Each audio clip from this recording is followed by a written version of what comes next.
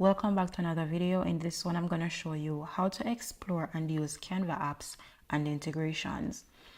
On the left-hand panel, click on Apps. This is where you'll find all the extra tools Canva has to offer. You'll see many categories for things like photo editors, stock image libraries, QR code generators, charts, and a whole lot more.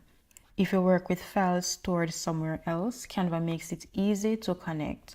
You can link tools like Google Drive, Dropbox, and even YouTube, and a whole lot more, so you can pull content directly into your projects.